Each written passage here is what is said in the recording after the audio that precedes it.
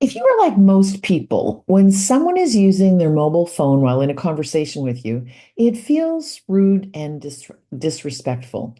Your time is just as valuable as your executive's time, but bringing that to their attention usually requires a little skill to refocus the meeting.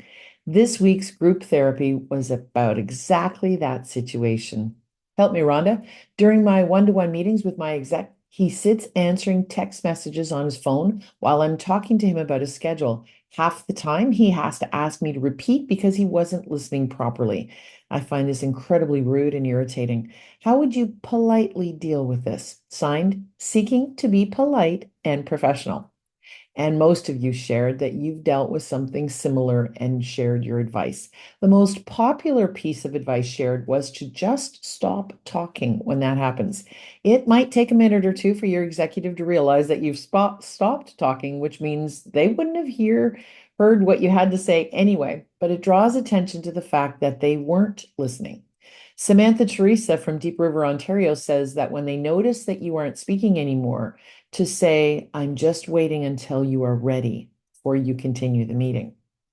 Jennifer Barron from Atlanta, Georgia says that she's also dealt with a similar situation when her executive starts to multitask during the meeting.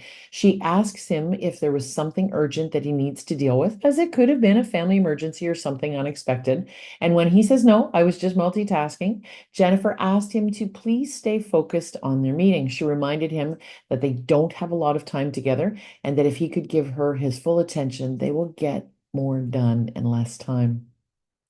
Beth Turner Gates from Victoria, BC says that she interrupts what he is doing to ask if she should come back when he has a little bit more time.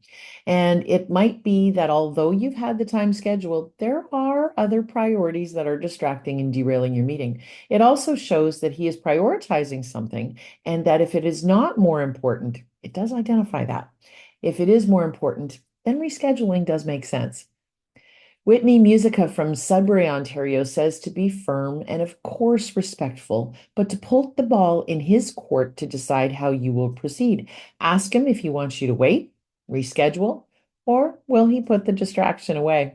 And from Atlanta, Georgia, Karen Swoop says that in the calendar invite or email, state the importance and the value of your one-to-one meetings and remind him while you're doing it.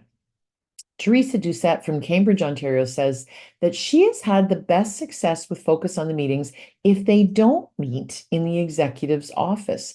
She books a meeting room for them to sit down and agree that the only rule is that he leaves his phone at his desk. And even if he can't do that every time, he understands and agrees why the phone shouldn't be there for a distraction. Now, Joanne Marlowe from Vancouver, BC says to try the bookend method.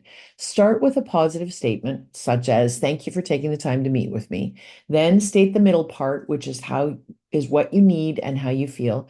So you could say, I feel disrespected when you're on the phone during our meeting times, and I would appreciate if you took the time and put your phone down so that I can feel heard when we have our meetings.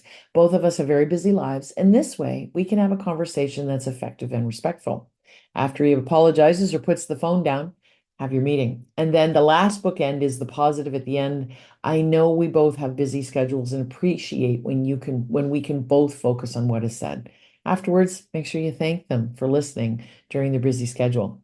And from Columbus, Ohio, Dana Hoffman suggests that you create and share an agenda so that he can get a feel for the time needed. And after the meeting, follow up with a recap with any action steps highlighted and bring attention to anything that was not addressed. Neen Marie Jess from Chicago, Illinois says that she also has struggled with this issue and found that for her virtual meetings like Zoom or Teams were more productive. And so she has decided moving forward that her one-to-one meetings will be online instead of face-to-face. And a couple of you suggested that you send him a text message during the meeting to remind him that you are there. And while I appreciate the humor in that, if the silence, ground rules, and all the things that we talked about above still don't work, then that would certainly reinforce that they were distracted. Not sure I would try it, but not sure I wouldn't either. I see that when you wrote your letter to me, your tagline is wanting to be polite and professional. So you would have to tread very lightly with this approach. Now, I am that friend that calls you out if we are together and you are distracted by your phone. But I realize that sometimes we do need to be available. So sometimes I don't say anything. However, if we're having an important conversation, I do sometimes get annoyed when it feels like your time is more valuable than mine. But sometimes that is the reality.